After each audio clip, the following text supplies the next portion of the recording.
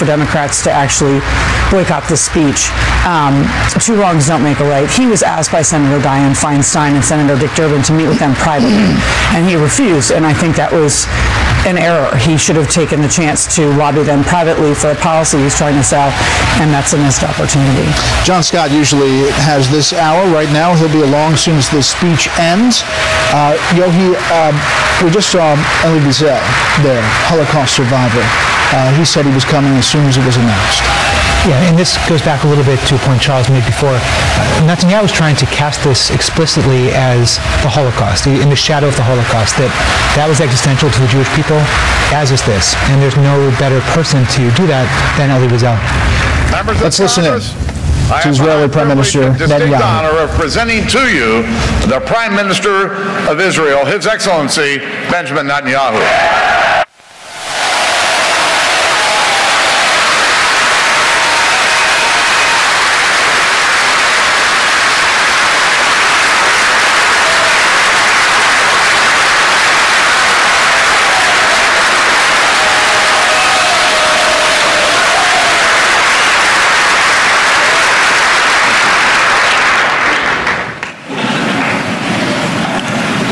Speaker of the House, John Boehner,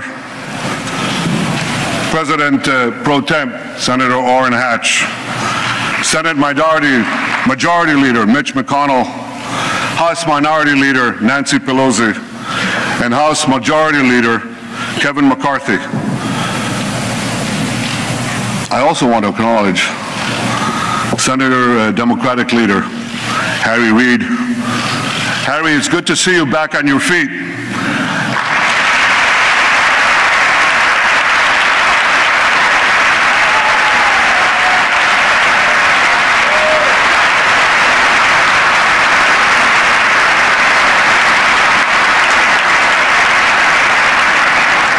I guess it's true what they say, you can't keep a good man down.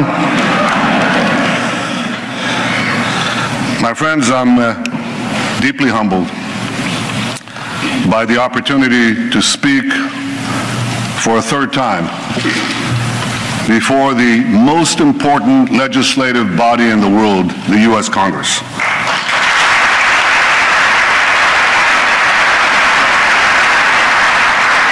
I want to thank you all for being here today. I know that my speech has been the subject of much controversy. I deeply regret that some perceive my being here as political. That was never my intention. I want to thank you, Democrats and Republicans, for your common support for Israel, year after year, decade after decade.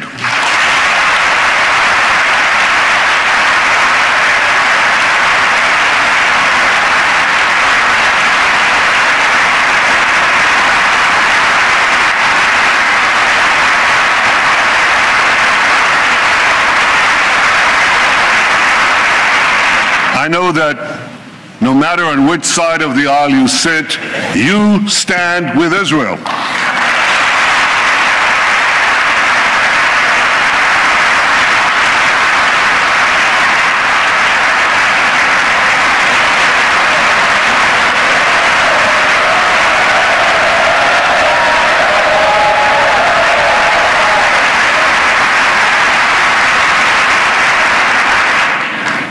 The remarkable alliance between Israel and the United States has always been above politics. It must always remain above politics.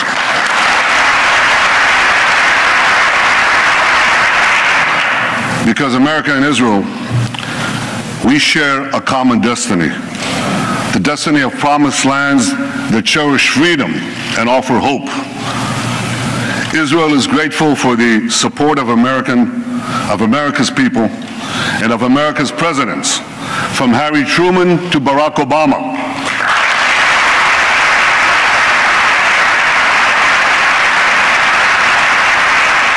We appreciate all that President Obama has done for Israel. Now, some of that is widely known.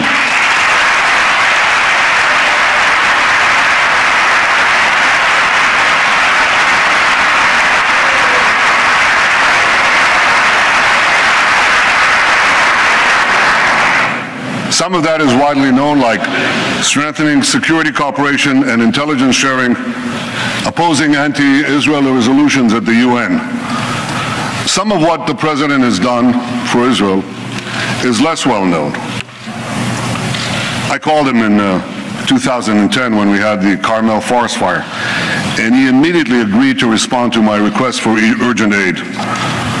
In 2011, we had our embassy in Cairo under siege, and again, he provided vital assistance at the crucial moment.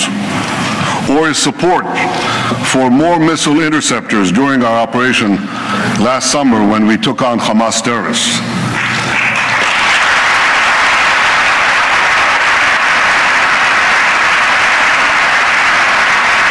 In each of those moments, I called the President, and he was there. And some of what the President has done for Israel might never be known, because it touches on some of the most sensitive and strategic issues that arise between an American president and an Israeli prime minister. But I know it, and I will always be grateful to President Obama for that support.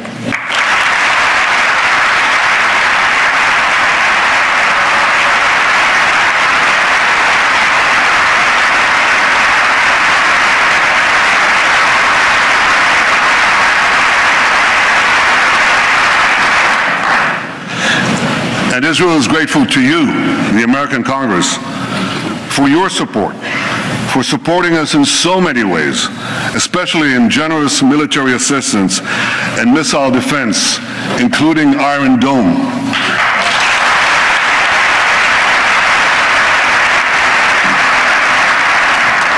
Last summer, millions of Israelis were protected from thousands of Hamas rockets because this Capitol dome helped build our Iron Dome.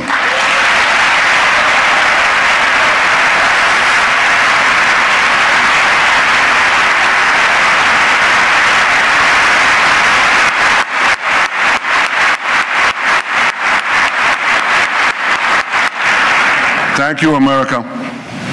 Thank you for everything you've done for Israel. My friends, I've come here today because as Prime Minister of Israel, I feel a profound obligation to speak to you about an issue that could well threaten the survival of my country and the future of my people: Iran's quest for nuclear weapons. We're an ancient people. In our nearly 4,000 years of history, many have tried repeatedly to destroy the Jewish people. Tomorrow night, on the Jewish holiday of Purim, we'll read the book of Esther. We'll read of a powerful Persian viceroy named Aman, who plotted to destroy the Jewish people some 2,500 years ago. But a courageous Jewish woman, Queen Esther, exposed the plot and gained for the Jewish people the right to defend themselves against their enemies. The plot was foiled. Our people were saved.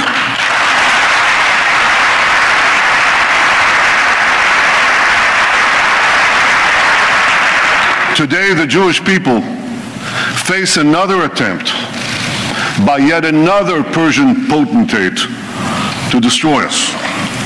Iran's supreme leader, Ayatollah Khamenei, Iran's supreme leader, Ayatollah Khamenei, spews the oldest hatred of anti-Semitism with the newest technology. He tweets that Israel must be annihilated. He tweets. You know, in Iran, there isn't exactly free internet. But he tweets in English that Israel must be destroyed. For those who believe that Iran threatens the Jewish state, but not the Jewish people, listen to Hassan Nasrallah, the leader of Hezbollah, Iran's chief terrorist proxy. He said, "If all the Jews gather in Israel, it will save us the trouble of chasing them down around the world." But Iran's regime is not merely a Jewish problem. any more than the Nazi regime was merely a Jewish problem. The 6 million Jews murdered by the Nazis were but a fraction of the 60 million people killed in World War II. So too, Iran's regime poses a grave threat, not only to Israel, but also to the peace of the entire world. To understand just how dangerous Iran would be with nuclear weapons, we must fully understand the nature of the regime. The people of Iran are very talented people. They're heirs to one of the world's great civilizations. But in 1979, they were hijacked by religious zealots who imposed on them immediately a dark and brutal dictatorship. That year, the zealots drafted a constitution, a new one for Iran. It directed the Revolutionary Guards not only to protect Iran's borders, but also to fulfill the ideological mission of jihad.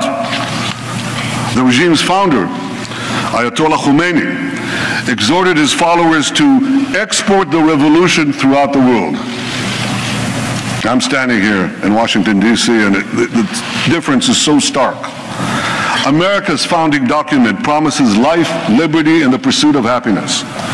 Iran's founding document pledges death, tyranny, and the pursuit of jihad.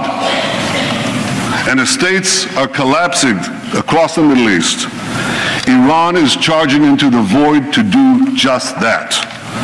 Iran's goons in Gaza, its lackeys in Lebanon, its Revolutionary Guards on the Golan Heights are clutching Israel with three tentacles of terror. Backed by Iran, Assad is slaughtering Syrians. Backed by Iran, Shiite militias are rampaging through Iraq.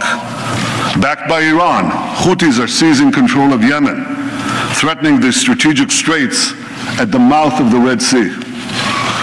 Along with the Straits of Hormuz, that would give Iran a second choke point on the world's oil supply. Just last week, near Hormuz, Iran carried out a military exercise blowing up a mock U.S. aircraft carrier.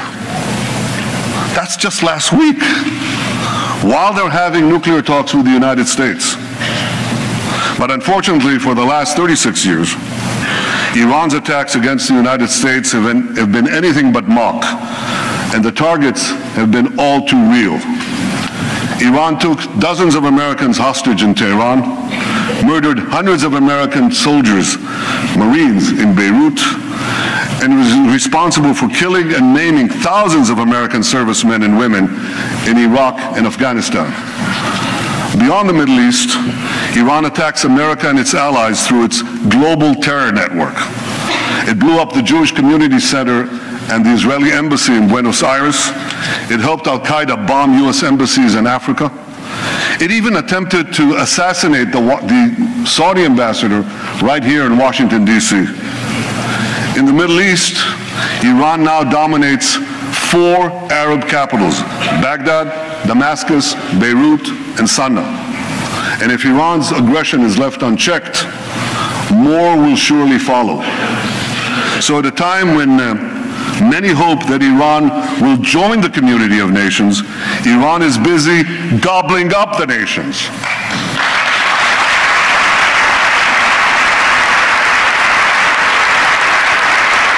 We must all stand together to stop Iran's march of conquest, subjugation, and terror.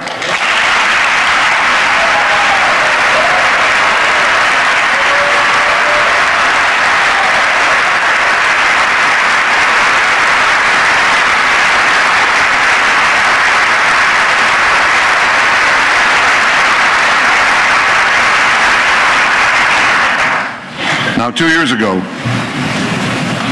we were told to give President Rouhani and Foreign Minister Zarif a chance to bring change and moderation to Iran. Some change, some moderation. Rouhani's government hangs gays, persecutes Christians, jails journalists, and executes even more prisoners than before. Last year, the same Zarif, who charms Western diplomats, laid a wreath at the grave of Imad Murnia, Imad Murnia is the terrorist mastermind who spilled more American blood than any other terrorist besides Osama bin Laden. I'd like to see someone ask him a question about that. Iran's regime is as radical as ever. Its cries of death to America, that same America that it calls the Great Satan, as loud as ever. Now, this shouldn't be surprising, because the ideology of Iran's revolutionary regime is deeply rooted in militant Islam. And that's why this regime will always be an enemy of America. And don't be fooled. The battle between Iran and ISIS doesn't turn Iran into a friend of America. Iran and ISIS are competing for the crown of militant Islam. One calls itself the Islamic Republic, the other calls itself the Islamic State. Both want to impose a militant Islamic empire, first on the region and then on the entire world. They just disagree among themselves who will be the ruler of that empire. In this deadly Game of Thrones, there's no place for America or for Israel. No peace for Christians, Jews, or Muslims who don't share the Islamist medieval creed. No rights for women, no freedom for anyone. So when it comes to Iran and ISIS, the enemy of your enemy is your enemy.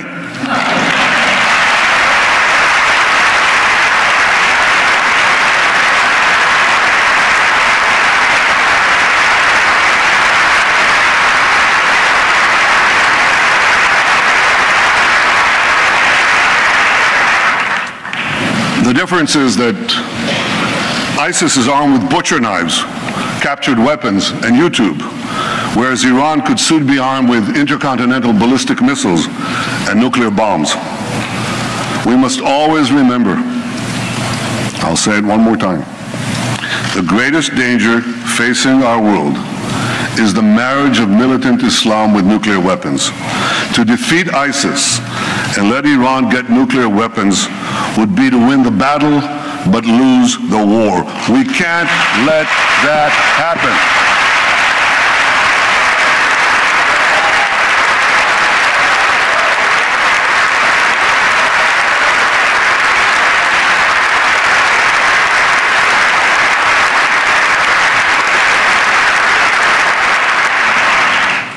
But that, my friends, is exactly what could happen if the deal now being negotiated is accepted by Iran. That deal will not prevent Iran from developing nuclear weapons. It would all but guarantee that Iran gets those weapons, lots of them. Let me explain why. While the final deal has not yet been signed, certain elements of any potential deal are now a matter of public record. You don't need intelligence agencies and secret information to know this. You can Google it. Absent a dramatic change, we know for sure that any deal with Iran will include two major concessions to Iran. The first major concession would leave Iran with a vast nuclear infrastructure, providing it with a short breakout time to the bomb. Breakout time is the time it takes to amass enough weapons-grade uranium or plutonium for a nuclear bomb.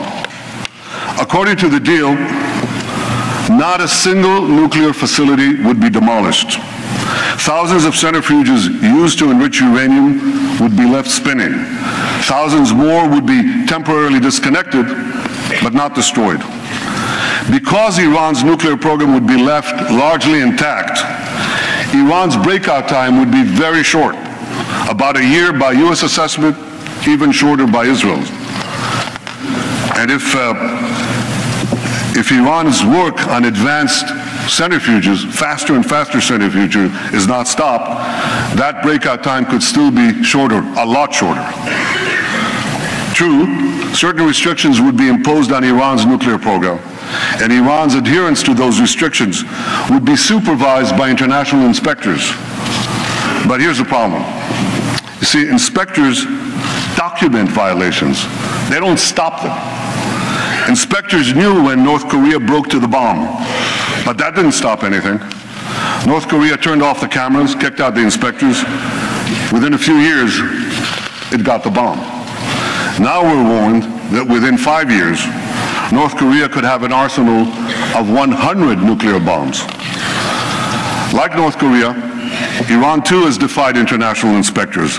It's done that on at least 3 separate occasions: 2005, 2006, 2010. Like North Korea, Iran broke the locks, shut off the cameras. Now I know this is not going to come as a shock to any of you, but Iran not only defies inspectors, it also plays a pretty good game of hide and cheat with them. The UN's nuclear watchdog agency, the IAEA, said again yesterday that Iran still refuses to come clean about its military nuclear program. Iran was also caught twice, not once, twice, operating secret nuclear facilities in Natanz and Qom, facilities that inspectors didn't even know existed. Right now, Iran could be hiding nuclear facilities that we don't know about, the US and Israel. As the former head of inspections for the IAEA said in 2013, he said, if there's no undeclared installation today in Iran, it'll be the first time in 20 years that it doesn't have one. Iran has proven time and again that it cannot be trusted. And that's why the first major concession is a source of grave concern. It leaves Iran with a vast nuclear infrastructure and relies on inspectors to prevent a breakout. That concession creates a real danger that Iran could get to the bomb by violating the deal. But the second major concession creates an even greater danger, that Iran could get to the bomb by keeping the deal. Because virtually all the restrictions on Iran's nuclear program will automatically expire in about a decade. Now, a decade may seem like a long time in political life, but it's the blink of an eye in the life of a nation. It's a blink of an eye in the life of our children. We all have a responsibility to consider what will happen when Iran's nuclear capabilities are virtually unrestricted and all the sanctions will have been lifted. Iran would then be free to build a huge nuclear capacity that could produce many, many nuclear bombs. Iran's supreme leader says that openly. He says Iran plans to have 190,000 centrifuges, not 6,000 or even the 19,000 that Iran has today, but 10 times that amount, 190,000 centrifuges enriching uranium. With this massive capacity, Iran could make the fuel for an entire nuclear arsenal, and this in a matter of weeks, once it makes that decision.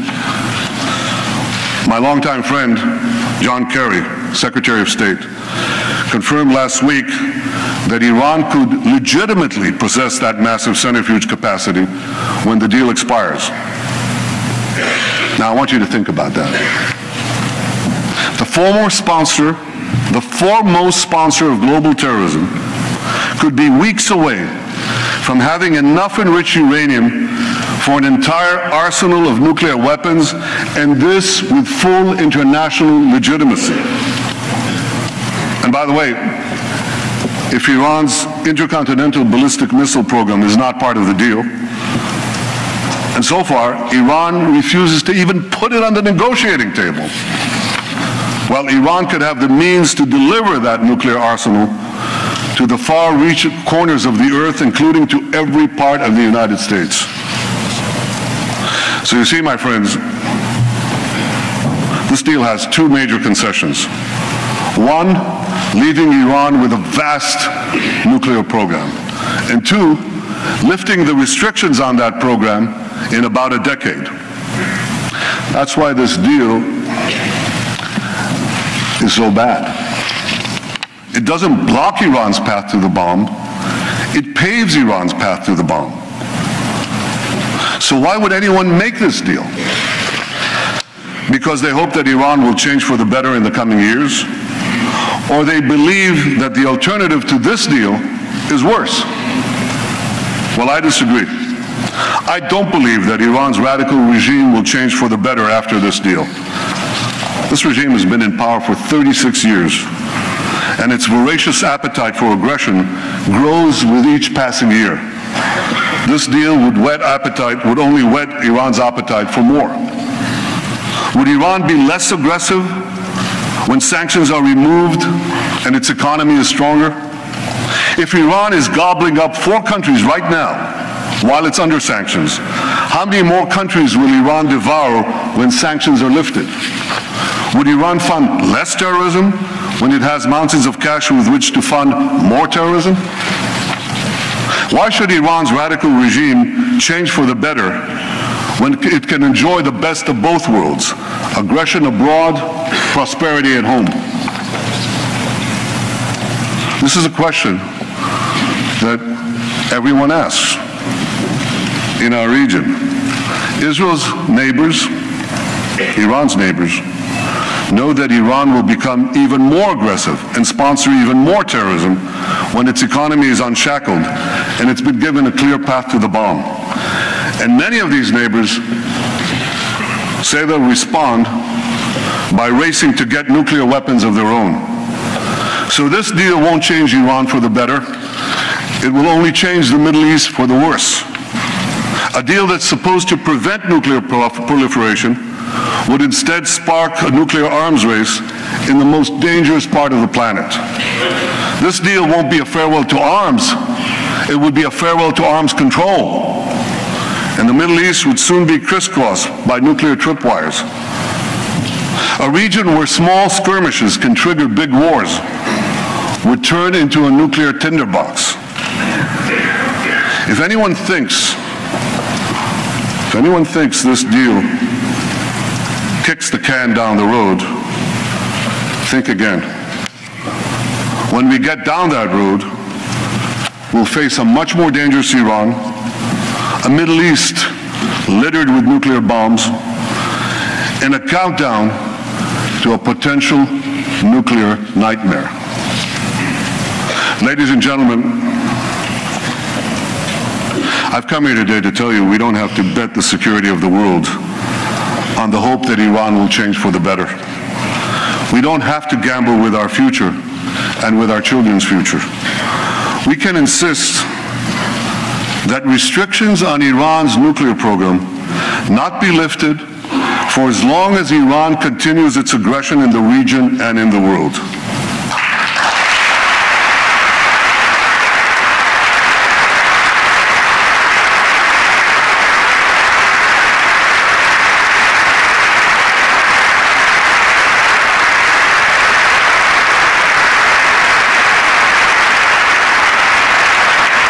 Before lifting those restrictions, the world should demand that Iran do 3 things.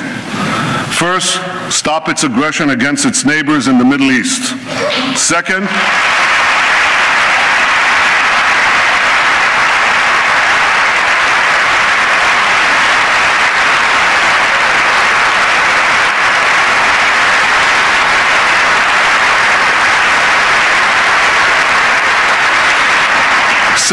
stop supporting terrorism around the world.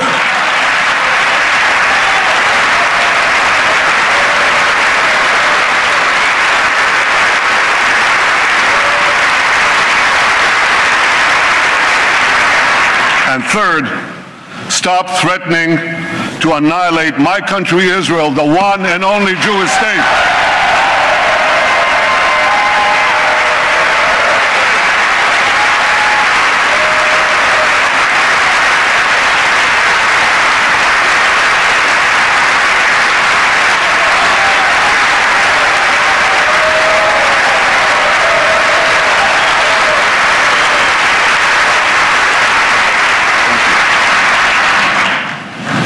If the world powers are not prepared to insist that Iran change its behavior before a deal is signed, at the very least, they should insist that Iran change its behavior before a deal expires.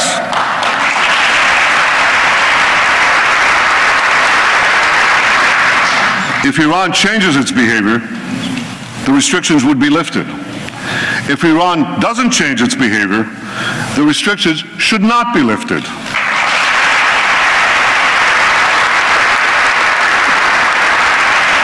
If Iran wants to be treated like a normal country, let it act like a normal country.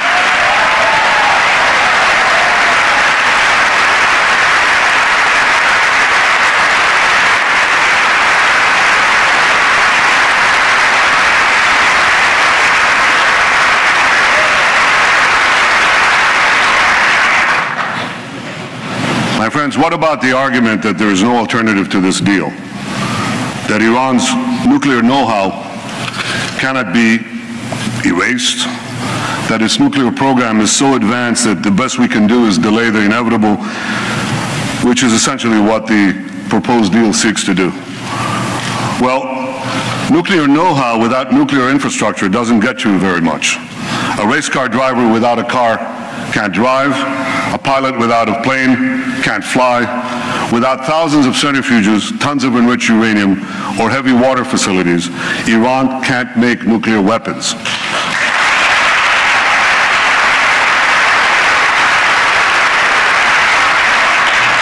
Iran's nuclear program can be rolled back well beyond the current proposal by insisting on a better deal and keeping up the pressure on a very vulnerable regime, especially given the recent collapse in the price of oil.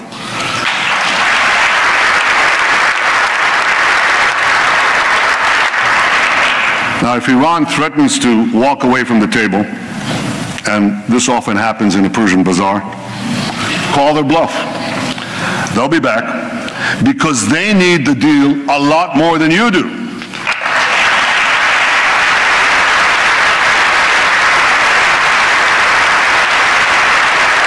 And by maintaining the pressure on Iran and on those who do business with Iran, you have the power to make them need it even more. My friends, for over a year, we've been told that no deal is better than a bad deal. Well, this is a bad deal. It's a very bad deal. We're better off without it.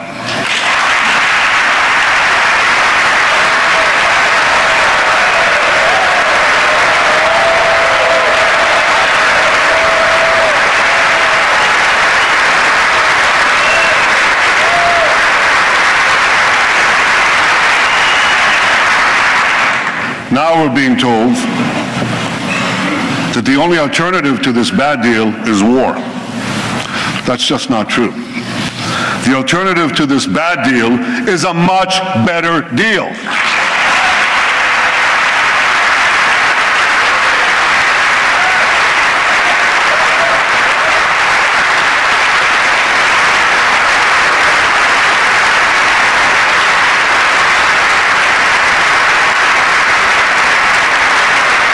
Better deal that doesn't leave Iran with a vast nuclear infrastructure and such a short breakout time. A better deal that keeps the restrictions on Iran's nuclear program in place until Iran's aggression ends.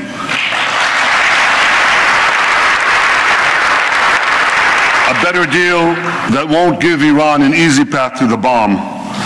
A better deal that Israel and its neighbors may not like, but with which we could live, literally.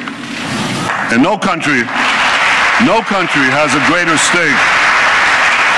No country has a greater stake than Israel in a good deal that peacefully removes this threat.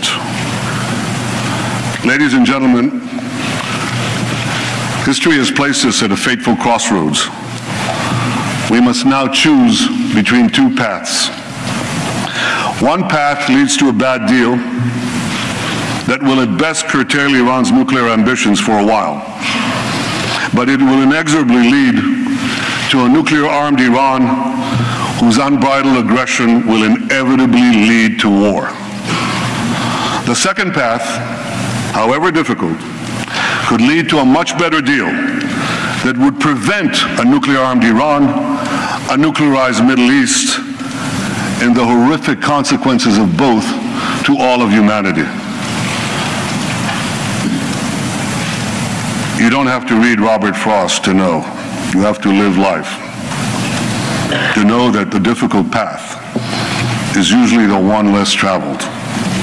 But it will make all the difference for the future of my country, the security of the Middle East, and the peace of the world, the peace we all desire.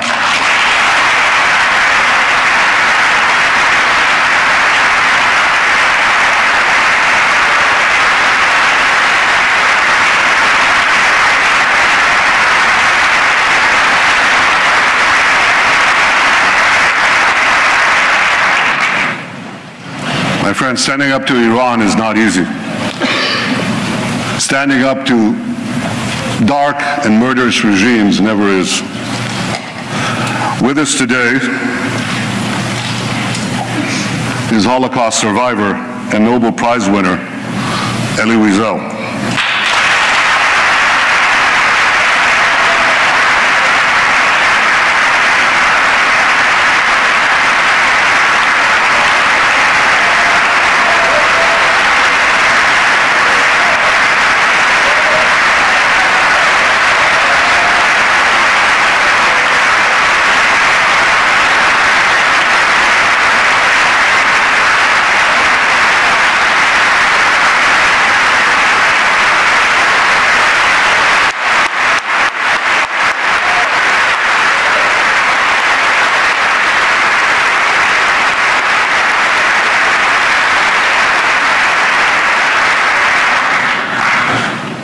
Elie, your life and work inspire us to give meaning to the words, never again.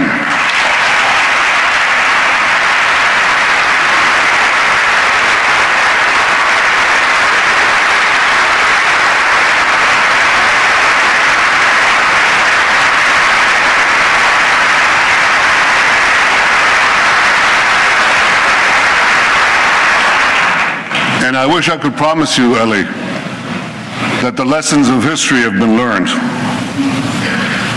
I can only urge the leaders of the world not to repeat the mistakes of the past.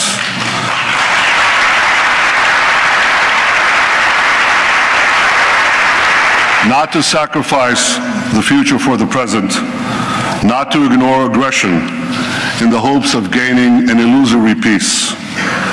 But I can guarantee you this. The days when the Jewish people remain passive in the face of genocidal enemies, those days are over.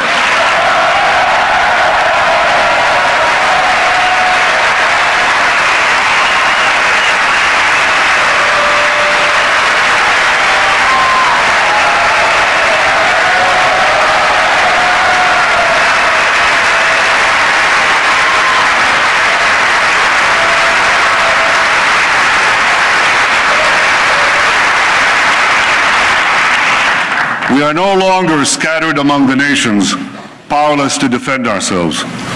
We've restored our sovereignty in our ancient home, and the soldiers who defend our home have boundless courage. For the first time in 100 generations, we, the Jewish people, can defend ourselves.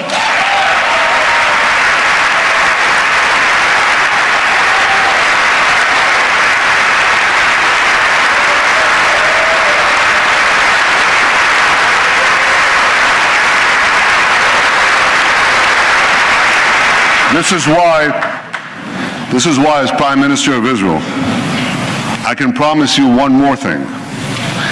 Even if Israel has to stand alone, Israel will stand.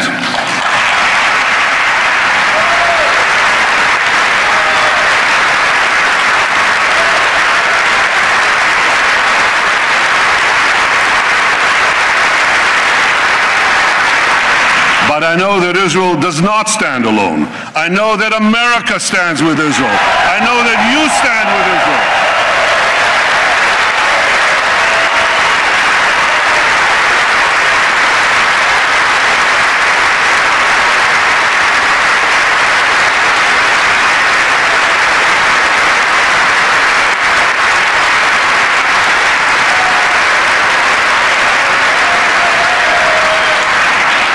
You stand with Israel because you know that the story of Israel is not only the story of the Jewish people, but of the human spirit that refuses again and again to succumb to history's horrors.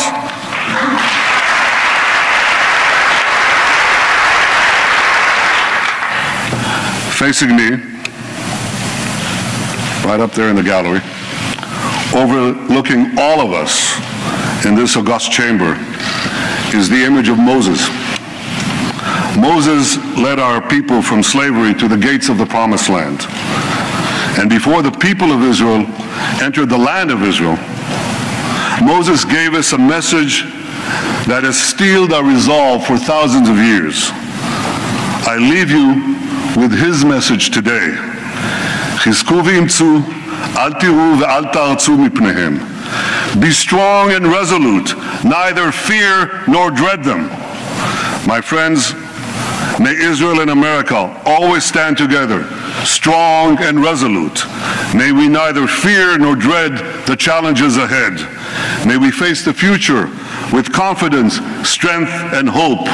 May God bless the state of Israel, and may God bless the United States of America.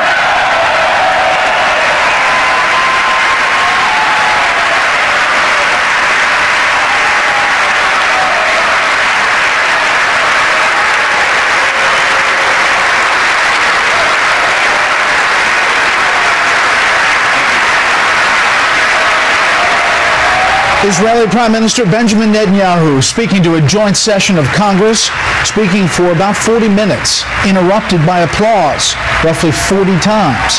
Many of them, as you see here, standing ovations by lawmakers from both parties, some of them by one party or another, interrupted nonetheless. In a methodical way, Netanyahu lays out the case against Iran in this speech. He spent the first 16 minutes talking about Iran's support for terrorism throughout the Middle East, saying Iran has goons in Gaza, lackeys in Lebanon, Revolutionary Guard in the Golan Heights, quote, its tentacles of terror reaching throughout the region. Its Shiite militias and troops in Iraq and Houthi rebels in Yemen. He said Iran may be helping to fight ISIS, but in this case, quote, the enemy of your enemy is your enemy. Turning to the U.S.-Iran nuclear negotiations, he refuted the concerns by the administration that he'd be revealing classified details of the negotiations. He said he would only talk about what's out there. Thank you very much. Thank you. Adding, quote, you can Google it. Wonderful. Thank you, America. Thank you. Thank you. As he continues to thank the applause there, wrapping up his speech. Thank you. I'm pretty sure he's done. Yes, he is. Netanyahu said this deal doesn't block Iran's path to a nuclear bomb. It paves the path to a bomb. He said no deal is better than this deal.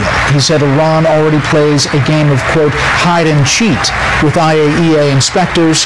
He brought up the specter at the end there of the Holocaust and mentioned survivor Elie Wiesel in the chamber. He said never again. He also promised Israel would stand alone if it has to, in this case. Back here in the studio with our panel, Yochi Dreesen, managing editor of Foreign Policy magazine, A.B. Stoddard, associate editor of The Hill, and syndicated columnist Charles Cratton. Charles. I thought that was an extraordinary speech, and it had two very sharp messages. The first was, and I think this is sort of the essence of his critique of the deal, is that what the Israelis are worried about, what the Israelis think is utterly intolerable, is the sunset clause.